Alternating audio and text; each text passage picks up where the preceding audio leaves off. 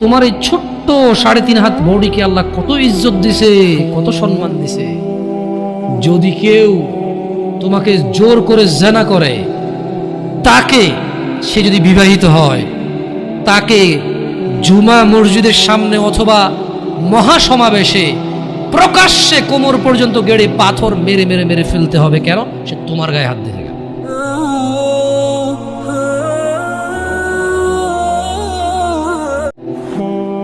তোমার ইজ্জত আবরু কত উপরে। তুমি কি আর আল্লাহর সৃষ্টি জাতা? আল্লাহর সৃষ্টি বনি আদম, ওয়ালাকাদ কাররামনা বনি আদম। আল্লাহ সুবহানাহু ওয়া তাআলা বলছে যে আমি বনি আদমকে কারাম করেছি, ওদেরকে আমি সম্মানিত করেছি। ওই সম্মানিত সম্প্রদায়ের সবচাইতে মূল্যবান তুমি। তোমার ব্যাপারে এই যে মানুষগুলো, এই যে পুরুষগুলো, আদম আলাইহিস সালাম ওনার উম্মতের নবী ছিল, কিন্তু মুহাম্মদ রাসূলুল্লাহ সাল্লাল্লাহু আলাইহি সাল্লামের উম্মত যত পুরুষ, এইবার সে রাজা মহারাজা, এইবার সে কিছু একটা, সে যদি পুরুষ হয়, সে যদি মুসলিম মনে করে নিজেকে, তাকে তার রাসূলটাকে বলছে, এই আমার উম্মত যদি তুই নিজেকে মনে করিস, তবে শোন, একজন উত্তম নেক সৎ স্ত্রী দুনিয়াতে যা আছে এর চেয়ে বেশি মূল্যবান। তার মানে ওই যে পুরুষ তার কাছে মূল্যবান, যেই পুরুষের কাছে নেক স্ত্রী নেই, সেই পৃথিবীতে ধনী হতে পারবে না। ধন সম্পদ, ধনী দরিদ্র তো কিছুটা কাউন্ট হয়। স্বর্ণ আছে এত ভরি, রূপা আছে এত ভরি, জমি আছে এত বিঘা, গাড়ি আছে এতটা, ব্যাংকে টাকা আছে এতটুকু, কোম্পানির মালিক হলো $10,000 বিলিয়ন কোম্পানির প্রাইস, 2,000 কোটি টাকা কোম্পানির প্রাইস। এভাবেই তো দরিদ্র বিল গেটস, ওই যে কি কয় টাকে কি আছে আম্বানি টাম্বানি, এভাবেই তো ধনী দরিদ্র হিসাব, রাইট? কিন্তু যার কাছে যেদিন বিচার হবে কে ধনী ছিল কে দরিদ্র ছিল, সেদিন যার কাছে ন্যাক স্ত্রী থাকবে না, সে ধনীদের লিস্টে আসতে পারবে না। একজনের কাছে যদি পুরো পৃথিবী আর পৃথিবীতে যা আছে, একজনের কাছে যদি পুরো পৃথিবী আর পৃথিবীতে যা আছে সবকিছু থাকে, ন্যাক স্ত্রী না থাকে, আরেকজনের কাছে যদি শুধু ন্যাক স্ত্রী থাকে, এটা বলে প্রমাণ হয় যে ন্যাক স্ত্রী, তাহলে ইসলাম ওকে ধনী বলে, কে দরিদ্র বলে, কে মিসকিন বলে? বেচারা, ও তো লাইফে সুখী না, ও কি বেচারা, আহা ওর জীবন মিসকিন বেচারা। তোমাকে কত মূল্য দিয়েছে চিন্তা করছো রাসূল সাল্লাল্লাহু আলাইহি ওয়াসাল্লাম? তোমাকে এটা, তুমি জাতা নও। পুরুষ তোমাকে অ্যাচিভ করতে হয়, পাইতে হয়, অর্জন করতে হয়। তোমাকে জাতা পুরুষ তোমাকে অর্জন করতে পারবে না। যে পুরুষ তোমাকে মূল্যায়ন করতে পারবে না, সেই পুরুষ তোমার সতীত্বের খেয়াল রাখতে পারবে না। যেই পুরুষ তোমার মূল্যায়ন করতে পারবে না, সেই পুরুষ তোমার সতীত্বের পরোয়া করতে পারবে না, মূল্যায়ন করতে পারবে না। এটার মর্ম, এটার ইজ্জত, এটার শান্তি সে জানবে না।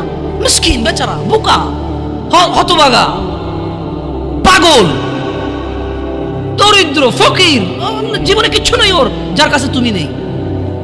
বোন আমার, যার কাছে তুমি নেই তার কাছে পৃথিবীর কোনো সম্পদ নেই। বোন আমার, 12 বছর 15 বছর বয়সে তুমি কেন বিবাহের পূর্বে আরেকজনকে তোমার শরীর ধরতে দাও? আর যুবক ভাই আমার, কি বলিস কি তুই? এই পৃথিবী আর পৃথিবীতে যা আছে এর চেয়ে মূল্যবান হচ্ছে এই মেয়েটা। তো এরকম মূল্যবান একটা জিনিস ওর ধরে ছুঁয়ে তুই ওকে ওর মূল্য কমিয়ে দিবি? এত বড় জুলুম ওর প্রতি তোর। তুই আল্লাহকে ভয় করিস না, তাই বলে এতটা কি বলিস তুই? তুই কি কারো গাড়ির গ্লাস ভাঙছিস জীবনে? না। কেন? ওর লস হবে। তুই কি কোনোদিন কোনো মানুষকে ঘুষি দিছিস? না। কারণ তাহলে ও বেচারা কষ্ট পাবে। তুই কি জীবনে কারো পেটে ছুরি ঢুকাই দিছিস? না। ও মরে যাবে, তাহলে ওর ফ্যামিলি ক্ষতিগ্রস্ত, লসে পড়ে যাবে। তুই কি কারো টাকা মারছিস কোনোদিন? না। তাহলে ওর ফ্যামিলির টাকার কারণে কষ্ট পাবে। তাহলে তুই কেন এত ছোট ছোট বিষয়গুলো খেয়াল রাখিস যে আরেকজনের লস হবে? তাহলে তুই এই মেয়েটার জীবনটাকে তুই কি করলি? তুই পুরো পৃথিবী আর পৃথিবীতে যা আছে সবকিছু বিক্রি করলে যে সম্পদ হবে, সবকিছু অর্জন করলে যে অর্জন হবে, এর চাইতে মূল্যবান তুই ওকে সতীত্ব থেকে বের করে নিয়ে আসলি। তুই তোর সামান্য ডিজায়ার ফুলফিল করার জন্য, যেটা আল্লাহ তোর জন্য বৈধ করেছে, কবুল বললে, তোর বাপের দোষ, আল্লাহর তো দোষ না। তোর বাপের দোষ, সমাজের তো দোষ না। তোর বাপ তোকে বিয়ে করে না ভাই আমার, ভাই আমার তোর বাপ মনে করে তুই ছোট, 18 বছর বয়স তোর, তোর বাপ মনে করে তোর বাপ 16 বছর বয়সে হস্তমৈথুন করছে, তোর 22 বছর, তুই এখনো ছোট নুনু খাস, দুধু খাস। তোর বাপের অজ্ঞতা, ইসলামের দোষ দিবি কেন তুই? এটা তোর বাপ 13 বছর বয়সে চাস্তমান জাটতমান নিয়ে পালাই গেছে, এরপর সবাই মিলে ধরে আনছে, এরপর তোর বাপের তোর দাদারা বলছে কলিযুগ, কলিযুগ শেষ হয়ে গেছে, 20 বছর আগের কথা বলতেছে। তোর বাপ 14 বছর বয়সে লুকা লুকায় খেরেছিন ওই কি। আরে ভাই আপনি শহরের ভাই, শহরের বয়স করতে হয়েছে, আর সব মানুষ শহরে গেলে আমি দেখছি। তো যখন আসলে যুবকদেরকে নিয়ে কথা বলতে চাই বলি, কারণ আমি ইয়াং, আমি আমার ভাই ব্রাদার নিয়ে কথা বলবো, খুব স্বাভাবিক। আমি আমার ভাই এবং বোনদের বুঝি, হয়তো অতটা না, অল্প কিছু কিছু, সব না। তো এটা অনেকেই বোঝে, হয়তো আমাকে আল্লাহ বলার তৌফিক দিয়েছে, আপনাকে আল্লাহ বলার শোনার তৌফিক দিয়েছে, এটা আমাদের মধ্যে ম্যাচ করছে। নাহলে জানে না এরকম মানুষ কিন্তু কম, সমাজে জানে না এমন মানুষ কম, আর মানে এমন মানুষও কম। একটা জায়গায় সিমিলারিটি আছে, জানে না এমন মানুষও কম, আবার মানে এমন মানুষও কম। তার মানে অধিকাংশ মানুষ জানলেও মানে না। আমি মানে বর্তমান যুবকদের যে প্রবলেমগুলো, এগুলো শুধু যুবকদের ইস্যু না, এগুলো এখন বড়দের ইস্যু। আপনি জানা বলেন, নেশা বলেন, এক লোক 20 বছর বয়সে সিগারেট খায়, সে 50 বছরও খায়, তো এটা আসলে কি যুবকের সমস্যা বলবেন না বৃদ্ধের সমস্যা বলবেন? It's a human problem actually. এটা মানুষের সমস্যা, ওর লোক, ওর চরিত্রেরই প্রবলেম। ওর এবারে জোয়ান চরিত্র আর বুড়া চরিত্র বলে কোনো কথা নেই জায়গায়। এক লোক গাঁজা খায়, মদ খায়, জানা করে, ও বিয়ের আগে করছে, বিয়ের পরেও করে, তো এটাকে জোয়ান সমস্যা বলবো আমি? যেটা জোয়ানদের সমস্যা, এটা যুবকদের সমস্যা না। তাহলে ভাবিরা যে অপকর্মে লিপ্ত হয়, ভাবি কখন হয়? যখন কারো বিয়ে হয় তখন সে ভাবি হয়। বিয়ের আগে কেউ ভাবি হয় নাকি? বিয়ের আগে তো কেউ ভাবি হয় না, বিয়ের আগে কাউকে কেউ দুলাভাইও বলে না। তো দুলাভাইরা যে এত প্রবলেম করতেছে শালিকাদের সাথে বা অন্য কলিগসদের সাথে, এটা তো মানে দুলাভাই কি, তার মানে কি মানুষের বয়স যখন 50 হয়ে যায় তখন কি তাকে দুলাভাই ডাকে না মানুষ? অন্য কিছু ডাকে না। আপনি যদি, হ্যাঁ, ইয়াংদের মধ্যে ওরা গোপন করতে পারে না। প্রবলেমটা কোথায়? প্রবলেম হচ্ছে 30 বছরের এক লোক মহিলার সাথে শুয়ে সমস্ত সম্পদ ব্যয় করে দিতে রাজি, যাতে কেউ না জানে। আর 17 বছরের ছেলে মেয়ের হাত ধরে এসে বন্ধু বান্ধবকে ফেসবুকে স্ট্যাটাস দিবা, আজকে ওর সাথে হোটেলে এসেছিলাম। এইখানে একটা ডিফারেন্সই আছে, যেটা আমি ফাইন্ডিং যেটা করছি আর কি। অপরাধ প্রবণতা আসলে জোয়ান বুড়া বলে কথা না, যার চরিত্র খারাপ তার চরিত্র খারাপ। যে আল্লাহকে ভয় করে না সে করে না। আফসোস লাগে কোন যুবকের জন্য, যে যুবক তার যৌবন আল্লাহ দিছে, তার মেধা আল্লাহ দিছে, যে যুবতী তার যৌবন আল্লাহ দিছে, মেধা আল্লাহ দিছে, কি একটা তাজা বয়স, এটা টাটকা ব্রেইন, সুবহানাল্লাহ, একদম ফ্রেশ ক্লিন, এত পাপে জর্জরিত না, পাপ করে জং ধরে যায় না, এমন একটা হৃদয় আছে, আল্লাহ ওকে দিছে এটা। ওই হৃদয়টা দিয়েও সে অনুভব করে না আল্লাহকে এবং দ্বীনকে। সে উদাসীনতায় সে তার সময় পার করে। কার মতো? যেই লোকটা 50 বছর বয়স অপরাধ, চুরি, মিথ্যা কথা, জানা, ব্যভিচার, বাপ্পার সাথে অন্যায় অবিচার, মানে হারাম খাওয়া হতে, ইচ এন্ড এভরি হারাম যেটা আল্লাহ নিষেধ করছে সেটা সে দৌড়ে দৌড়ে গিয়ে আগলে নিছে, যেটা আল্লাহ হালাল বলছে সেটা সে ভাগতেছে, সে পলায়ন করতেছে। 50 বছর তার বয়স। জং ধরা হৃদয়ের মানুষ যেমন দেখে, আর 16 বছর, 20 বছর, 22 বছর, 25 বছরের যুবক ভাই অথবা যুবক বোন ওর মতোই উদাসীন। এই জিনিসটা আমাকে কষ্ট লাগে। তোমার হৃদয়টা তো জং নাই, তোমার তো এখনো মানে যদি পাপ কম বেশি যাই হোক, ক্ষমা চাইলে এটা ক্ষমাকারী কে? আল্লাহর কাছে কোনো কিছুই কম না, কোনো কিছুই বেশি না। আল্লাহ যে পিঁপড়া সৃষ্টি করছে এটা তুচ্ছ না, আবার পুরো পৃথিবীর আসমান জমিন ভর্তি যদি কেউ অপরাধ করে এটা আল্লাহর কাছে বেশি না। বুঝতে পারছি? মানে আল্লাহর ব্যাপারটাই ডিফারেন্ট। সুবহানাল্লাহ, আল্লাহ সুবহানাহু ওয়া তাআলার ব্যাপারটাই ভিন্ন, ওনার উদারতাই ভিন্ন। যদি পিঁপড়া পায়খানার মধ্যে যে ব্যাজ না হয়, এভাবে এভাবে হাঁটে, অনেকে দেখলে ঘৃণা করে বমি করবে মহিলারা। ছোট ছোট তেলা পোকা দেখে মহিলারা লাভ দিয়ে খাটে উঠে যায়, ভয় পায়, ইয়া খবর করে ঘরে ঢুকে না। এই জিনিসটা আল্লাহর কাছে তুচ্ছ না। শুকর খাওয়া হারাম, আল্লাহর কাছে তুচ্ছ না। আমার জন্য খাওয়া নিষেধ, এটা আল্লাহ সৃষ্টি। কুকুর আমার জন্য খাওয়া নিষেধ, কিন্তু এটা তুচ্ছ না, এটা আল্লাহ সৃষ্টি। কেউ বানাতে পারবে না এরকম কিছু, রাইট? আবার আসমান থেকে জমিন পর্যন্ত অপরাধ আল্লাহর কাছে বেশি কিছু না। আল্লাহই ভিন্ন, সুবহানাল্লাহ। ওনাকে ওনার ইউনিকনেস, ওনার প্রত্যেকটা জিনিস ওনার সমতুল্য সমকক্ষ কেউ নাই, কিছু নাই। উদাহরণ উদ্ধৃতি নেই ওনার ব্যাপারে। আমরা কাউকে উদাহরণ দিব, উদ্ধৃতি দিব এরকম নেই। উনি একক, অদ্বিতীয়, উনি সো ইউনিক, সুবহানাল্লাহ। উনি আলটিমেট ইউনিক, এরপর আর কিছু নাই। সো যুবকদের এই জিনিসটা খুব খারাপ লাগে, উদাসীনতার এই ব্যাপারটা। আল্লাহ সুবহানাহু ওয়া তাআলা কোরআন কারীমে বলেন যে আফাহাসিবতুম আন্নামা খালাকনাকুম আবাসা, তোমরা কি মনে করেছো বা তোমরা কি মনে করেছিলে যে ওয়া আন্নাকুম ইলাইনা লা তুরজাউন, মানে মানে তোমাদেরকে আল্লাহ অনর্থক সৃষ্টি করেছেন এবং তোমরা আল্লাহর কাছে ফিরে যাবে না, তোমাদেরকে আল্লাহ ফিরাই নেবে না, ওনার কাছে ফিরতে হবে না, ভাবছো?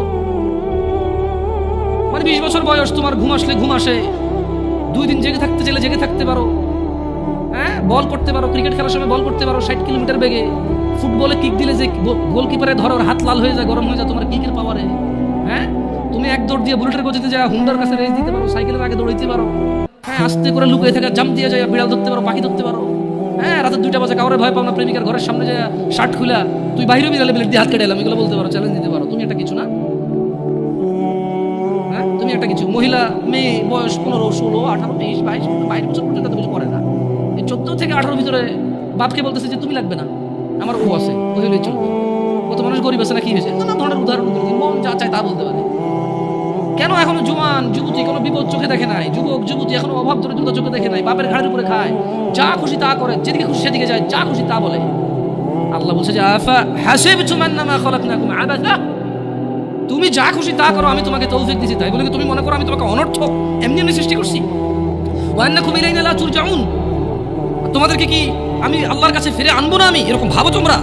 ইকতারাবা লিন-নাস হিসাবুহুম ওয়া হুম ফি গাফলাতিন মুরিদুন, মানুষের হিসেব নিকেশ। প্রবলেমটা কোথায়? প্রবলেম হচ্ছে আমাদের বিবেক বুদ্ধি কোন জায়গায় নামছে। আমরা অসুস্থ মানুষের ব্যাপারে বলি, দিব্যি বলি না রে প্রচুর অসুস্থ, বা ইদানিং আর সুস্থ হয় না, এগুলো মারা যাবে। মানে আমাদের কাছে মনে হয়েছে মানুষ অসুস্থ হইলে মরে, আমরা কনফার্ম হয়ে গেছি মানুষ বুড়ো হইলে মরে, আমরা কনফার্ম হয়েছি মানুষ অ্যাক্সিডেন্ট হইলে মরে, আমরা কনফার্ম হয়েছি মানুষ অসুস্থ হইলে মরে, আমরা কনফার্ম হয়েছি মানুষ ক্রিটিক্যাল সিচুয়েশনে মরে, এমনি এমনি যে মরে যেতে পারি এটা আমরা মানে ইমানে রাখি না। কোরআনুল কারীমে আল্লাহ তাআলা বলেছে যে ইকতারাবা লিন-নাসি হিসাবুহুম ওয়া হুম ফি গাফলাতিন মুরিদুন, আরে মরা তো দূরের কথা, মানুষ যে মরে যাবে, হাজার হাজার লক্ষ লক্ষ বছর পার হবে, হাসর হবে, ওর বিচারের দিন হবে, এটাই নাকি নিকটে। বলছে যে মানুষের হিসেব নিকেশের সময় আসন্ন, এই চলে আসতেছে, অথচ তারা ওহুম ফি গাফলাতিন মুরিদুন, অথচ তারা উদাসীনতায় মুখ ফিরিয়ে রয়েছে। আপনি আর আমি বাঁচার স্বপ্ন দেখি, বুড়ো হয়ে মরবো এই প্ল্যান করি, আর আমরা মরে আমাদের পরের প্রজন্ম হাজার হাজার প্রজন্ম মরে যাবে, জন্ম হবে, বেঁচে থাকবে 60, 70, 100 বছর বাঁচবে, সব কিছুর পরেও সব কিছু মিলিয়ে আল্লাহ বলতেছে যে আর এদের হিসেবের সময় তো চলে আসছে, এই চলে আসতেছে, অথচ এরা এখন উদাসীনতা। আপনাদের মনে হয়েছে কি কিয়ামত ঈসা আলাইহিস সালাম আসবে, তারপরে মানুষ ওপেন কুকুর বিড়ালের মতো রাস্তাঘাটে জানা করবে, মানুষ পশুর মতো আচরণ করবে, মানুষের আল্লাহ নাম ডাকার মতো লোক থাকবে না, তারপরে কিয়ামত হবে? এটা তো ঠিক কথা, এটা তো সমষ্টিগত কিয়ামত, মানে এরপর আর কোনো কিছু অবশিষ্ট থাকবে না। এরপরে কি, যখন ওই কিয়ামত হবে তখন আর কোনো কিছু কি অবশিষ্ট থাকবে না। কিন্তু যে ব্যক্তি যেদিন মারা যায় তার কিয়ামত তখন শুরু হয়ে গেছে। কথা বুঝতে পারি নাই? যে লোক মারা গেছে ও কি ওই ধ্বংস দেখবে? ও তো ধ্বংস হয়ে গেছে, শেষ। যে যখন মারা যায় তার কিয়ামত তখন। আর যেটা আল্লাহ তাআলা যেটাকে বলছে ইদা জুলজিলাতিল আরদু জিলজালাহা, যখন পৃথিবী প্রবল কম্পনে প্রকম্পিত হবে, ওটা তো সবাই কম্পিত হবে। কেমন? আচ্ছা, যুবকদের বা যুবতীদের উদাসীনতার মাত্রা এত নিচে যে শুধু বড়রা মুরব্বীরাই মরবে, ওরা মরবে এটা মনে করে না। অনেক সময় বলে যে এখানে মা বাপের খুব বড় একটা বাজে ভূমিকা থাকে। কেমন? আমি বড় অবাক হলাম, আমার কাছে মেসেজ আসে ছেলেপেলের যে আমি কলেজে পড়ি, স্কুলে পড়ি, ভর্তি হয়েছি, দাড়িটা রাখার আমার খুব ইচ্ছা। আমি, কেউ বলে হুজুরদের, কেউ বলে আলেমদের, কেউ বলে শেখদের, যে যার মতো করে বলতে পারে, বলে যে আমি ওয়াজ মাহফিল কিছু লেকচার শুনি, দাড়ি রাখার এত প্রবল ইচ্ছা আমার, এত শখ, আমি দাড়ি কাটবো না। কিন্তু বলছে যে হুজুর আমার দাদা, দাদু, আব্বা আর আম্মা, একটা পরিবার এত জঘন্য হলে কিভাবে হবে? একজন দুজন না হয়, দাদা, বাপ, দাদা, দাদি, মা, মানে কি? আমি ওই দাদাকে বলতে চাই, তোমার বাপে মুজরা করে নাই, তোমার ঘরে টেলিভিশন ছিল না, প্রযুক্তি ছিল না, তোমারই এখন দাড়ি রাখতে মন চায় না। তুমি তোমার নাতিকে আর ছেলেকে যে দাড়ি রাখতে দিচ্ছ না, পর্দা করাচ্ছ না মেয়েদেরকে, তো যাদেরকে রেখে পৃথিবীতে চলে যাবো, তো ন্যাংটা হাঁটবে গো, ন্যাংটা হাঁটবে ওরা। তুমি বলছো যে একটু ঢাকো, নাহলে শরম। হ্যাঁ, ওরা ন্যাংটা হেঁটে বলবে সাহসের ব্যাপার, পর্দা হলো মনে। তুমি বলতেছো যে পর্দা হাত পা সব ঢেকে চলাকে বলে না, মনের পর্দা। তো ওরা এটাকে পুরো অ্যাপ্লাই করে ফেলবে। এটা আফসোসজনক কথা। কেমন মানে একটা পরিবারের বাপ যদি বলে ছেলেকে দাড়ি কাটতে, ছি ছি ছি ছি ছি, এটা ঠিক এরকমই তো যে কেউ কোনো বাপ তার ছেলেকে বলতেছে তোমার বোনকে বিয়ে করো। এখন এটা দাড়ি কাটার কথা বলছে, নাউজুবিল্লাহ বলে না, অথচ দুটি আল্লাহর বিধান। মানে ব্যাপারটা হয়ে গেছে কি, মহিলা তার স্বামীকে বলতেছে তুমি ভালো হও, প্লিজ তুমি ভালো হও। তো ভালো কিভাবে হবো আমি? তুমি না সিগারেট খেও না, ওকে খাইলাম না। তুমি না অন্য মেয়েদের সাথে কথা বলবো না, হ্যাঁ বললাম না। তো তুমি না নামাজ পড়ো, হ্যাঁ পড়লাম। আমি বিয়ে করবো না। না আরে বেটা, নামাজ পড়তে আল্লাহ বলছে, বিয়ে করতে আল্লাহ বলে নাই? বিধান দুটা কি দুজনে দিছে নাকি? না না, আমি ইনফ্লুয়েন্স করতেছি না, আমি নিজেই একটা করছি। আলহামদুলিল্লাহ। কঠিন রে, কঠিন খুব। যাই হোক, আমাদের বলা অনেক সহজ, করা অনেক কঠিন। কেমন? যাই হোক, আল্লাহ ইল্লা মাশা আল্লাহ। তো মানে ইসলামের বিধানটা কেমন? বাপ মা বলতেছে যে বেকার থাকিও না, বেকারকে ইসলামও পছন্দ করে না। কিন্তু ইসলাম কি ঘুষ অ্যালাউড করে? সুদ অ্যালাউড করে? হারাম সিগারেট বিক্রি করার কোম্পানিতে কাজ করা ইনকামকে অ্যালাউড করে? সুদি ব্যাংকে চাকরি করে টাকাকে ইসলাম অ্যালাউ করে? মা বাপ বলে যে বেকার থাকিও না, ইসলাম পছন্দ করে, মুসলিমরা বেকার থাকতে নাই। কিন্তু এই মা বাপই টাকা ইনকাম হলে আবার ওই যে ইসলামের দোহাই দিয়ে ওকে চাকরি করতে বলে, ওই ইসলামের দোহাই দিয়ে আর উপার্জনটা হালাল নাকি হারাম এটার পরামর্শ দেন, হইলেই হইল ইনকাম। আপনি আরেকটা বিয়ে করবেন, এটা তো অনেক দূরের কথা। আপনি ঘুষ খান, সুদ খান, ডাকাতি করেন, টেন্ডারবাজি করেন, চাঁদাবাজি করেন, দুর্নীতি করেন, আপনার বউ কিচ্ছু বলবেন আপনাকে খারাপ। খালি অপরাধের মধ্যে একটা অন্য মহিলার সাথে কথা বলেন, তারপরে দেখেন আপনার অপরাধ কি। আপনি ঘুষ খান, জুয়া খেলেন, মানে আপনি না, নেশাটাকে ওরা অপরাধ হিসাবে রাখে, কারণ নেশা খায় ঘুষাঘুষি লাগে যায়, তো প্রবলেম, আবার টাকা নষ্ট হয়। তো বুঝেন নাই? মহিলা বড় ভিন্ন জিনিস। সুবহানাল্লাহ। আমি মহিলাদের চরিত্রে হতবাক হই, আমি মহিলাদের চরিত্রে হতবাক হই, নির্বাক হই। কিভাবে? যে ও ঘুষ, দুর্নীতি, চাঁদাবাজি, টেন্ডারবাজি, মিথ্যা কথা, মারামারি, কোনো কিছুকে স্বামীর বদনাম মনে করে না। অপরাধের মধ্যে নেশাটা করলে এবং অন্য মহিলার সাথে কথা বললে এই তার আর সহ্য হয়, কারণ এটা তার রিলেটেড। নেশা করলে তার হক নষ্ট হয়, অন্য মহিলার সাথে কথা বললে সে মনে করে তার হক নষ্ট হয়। আরে আপনি বলতেছেন অন্য মহিলা, আপনি আরেক বিয়ে করবেন বললে সে মনে করে তার হক কমে যাচ্ছে। আমি একবার একজনকে বললাম, আমাকে বললো যে না না, আমি আবার মহিলাদের সাথে কথা বলি না, এটা আপনারা চেক করি না। আমার ফেসবুকে মেসেজ দিয়ে চেক করি, আমি রিপ্লাইও দিই না। প্রশ্ন পড়ি, প্রশ্ন যেটা খুব ক্রিটিক্যাল মনে হয় রিপ্লাই করি, তাও লিখে। কথা বলবো, ভয়েস মেসেজ এগুলো অ্যালাউড করি না। কেমন? আমার কথা লিখে যান, উত্তর পারলে দিব না, ইগনোর করে দিছি, শেষ। তো বলছে যে আচ্ছা হুজুর, আমার স্বামী আরেক বিবাহ করবে, তো আচ্ছা এরকম কমপ্লেন কি 60 বছরের মহিলা দেয়, 40 বছরের মহিলা দেয়? এই জোয়ান মহিলা, জোয়ান পুরুষদেরই ঘটনা। এই মাত্র দাড়ি টাড়ি রাখছে, একটু কোরআন পড়তেছে, বিয়ে অর্ধেক দিন, হ্যাঁ একটু আগে 4-5টা গার্লফ্রেন্ড ছিল আর কি, এখন সে একটু দিনে চলে আসছে না, দিনে চলে আসছে। 4-5টা গার্লফ্রেন্ড ছিল, এখন 1 লাখ বোনে থাকতে ইসলাম তো বিয়ে অ্যালাউডই করছে। এখন সে বিয়ে করছে 3 বছর, আরেক বিয়ে করার জন্য পাগল হয়ে গেছে 1.5 বছর থেকে। মানে তার প্রথম বিয়ের বয়সে 3 বছর, 1.5 বছর থেকে ঝগড়া চলতেছে করে আরেক বিয়ে লয়ে। বুঝেন, ওই ক্যাটাগরির কিছু সিচুয়েশন আছে। তো মহিলা বলছে যে মানে দিনী বোন বলছে যে লিখছে আর কি। তো আমি মনে হয় 15 বা 20 দিন পরে মেসেজ ওপেন করে দেখলাম যে হ্যাঁ লম্বা এক চিঠি। প্রথম কথা এত লম্বা লিখলাম, ইগনোর করে পড়ি না, কিন্তু কে পড়বে এটা। তো তারপর আল্লাহর ওয়াস্তে পড়তে বলেছে। আমি লিখেছি যে আল্লাহর ওয়াস্তে বলা ঠিক না, আপনি এটা বলবেন না কখনো, কেমন কাউকে বলবেন না। তো ঠিক আছে, পড়তেছি। এক পর্যায়ে বললো যে আমার স্বামী আরেক বিবাহ করতে চায়। আমি বললাম আল্লাহ তাকে এই অধিকার দিছে, করতেই পারে, হোয়াট ইজ ইউর প্রবলেম? তো সে রিপ্লাই দিল যে না হুজুর, ব্যাপার হচ্ছে সে, আমি এখন একা, আমারই হক ঠিকভাবে আদায় করতে পারে না। সে যদি আরেক বিবাহ করে তাহলে আমার হক কি কমে যাবে না? আমি বললাম কিভাবে? বলো যে ইসলাম তো ইনসাফ হিসেবে বলছে এই বউর কাছে যা থাকবে এই বউর কাছে তা থাকবে, তাহলে আমারটা ভাগ হয়ে অর্ধেক হয়ে গেল না, কমে গেল না? আমি বললাম তাহলে আপনার ভাই বোন কয়জন? 3-4 জন। আমি বললাম তো আপনার আব্বা যখন প্রথম ছেলে হয়েছে, ওই ছেলে তো বলা ছিল আব্বা আরেকটা পোলা হওয়া মানে আমার জমিতে ভাগ হওয়া, খবরদার। সিম্পল কথা না? স্বামী যখন 2 বিয়ে করে বউর হক ভাগ হয়ে যায়, অর্ধেক হয়ে যায়, এটা জুলুম। তাহলে কোনো মা বাপের উচিত না একটার বেশি সন্তান নেওয়া, কারণ যত সন্তান তত ভাগ। যে যারা এগুলো মানে ইয়াংদের মধ্যে প্রবলেমগুলো বেশি আছে, তাহলে তো দিনী বোন তখন তো চিন্তা করা উচিত যে আমি তো পৃথিবীতে আসতে পারতাম না। আমার মা বাপ যদি চিন্তা করতো বাচ্চা একটা হয়েছে আরেকটা হলে ভাগ হয়ে যাবে জমি, তো আমারই দুনিয়াতে আসার কোনো কায়দাই ছিল না, ঠিক না? আসলে কেউ কারো হক কমাইতে পারে না, বাড়াইতে পারে না। যার জন্য আল্লাহ যা বরাদ্দ করেছে তার উপরে কি করতে হবে? থাকতে হবে, উদাসীনতা থাকা যাবে না। যুবকদের উদাসীনতার মধ্যে ছেলেদের প্রবণতা। আচ্ছা, মহিলাদের কথা বললাম, পরে আবার আমি দেখছি কিছু ইউটিউব চ্যানেলে যাওয়ার পরে মহিলারা পুরো খেপে যায়, বলে উনি একতরফা কথা বলছে। গার্মেন্টস কর্মীদেরকে নিয়ে ছেলেদের খুব বাজে মন্তব্য থাকে, বিশেষ করে তারা রিয়েলিটি জানেও না, তাদের অবজারভেশন ঠিক আছে। প্রশ্ন, আমি মুফতি না, কোনো প্রশ্ন